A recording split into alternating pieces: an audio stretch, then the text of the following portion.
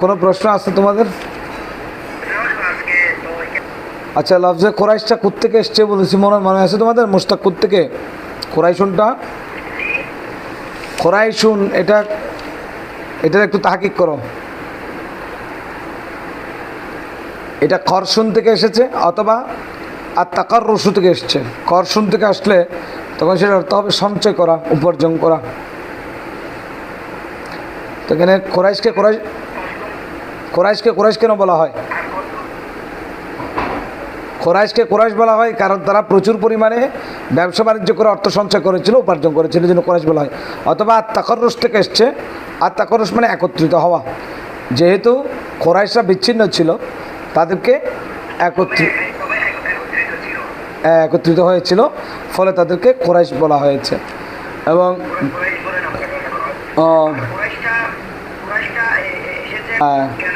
এখানে আমি একজন শায়েরের একজন আরবি শায়েরের আমি একটা কবিতা উল্লেখ করেছিলাম। আবুনা কুরাইশুন কানা ইউদআ মুজাম্মিআন বিহি জামা আল্লাহুল কাবাইলা মিন ফিহার। আমাদের একজন ঊর্ধ্বতন পুরুষ যাকে মুজাম্মি বলা হয়, অর্থাৎ যিনি একত্রিতকারী। বিহি জামা আল্লাহুল কাবাইলা মিন ফিহার, যিনি ফিহারের যে গোষ্ঠী বা বংশধর, সে কবিলাকে আল্লাহ সুবহানাহু ওয়া তাআলা যার মাধ্যমে কি করেছেন? একত্রিত করেছেন। অর্থাৎ তারা মক্কার বিভিন্ন স্থানে ছড়িয়ে ছিটিয়ে ছিল, বিক্ষিপ্ত অবস্থায় ছিল। আল্লাহ সুবহানাহু ওয়া তাআলা তাদেরকে একত্রিত করেছেন, ফলে তাদেরকে কুরাইশ বলা হয়। এটা বাবে আর তাকাররুসু, বাবে তাফাউল থেকে আসছে, বাবে তাফাউল থেকে। অথবা কুরাইশ অর্থ হচ্ছে তালাশ করা। কি করা? তালাশ করা, খুঁজে খুঁজে বের করা।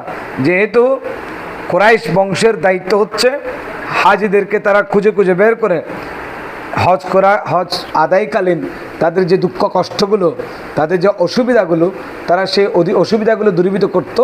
এই জন্য তাদেরকে কুরাইশ বলা হয়। আর এই কুরাইশ, সূরা কুরাইশটি কোনো মুফাসসির বলেছেন এটা আলাদা কোনো সূরা নয়, এটা সূরা ফিলের অংশ।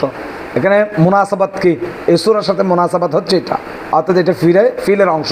যেহেতু সূরা ফিলের মধ্যে কুরাইশ বংশের কথা আছে এবং সূরা কুরাইশের মধ্যে কুরাইশ বংশের কথা আছে, আর সেটা পাশাপাশি দুটাকে একসাথে করা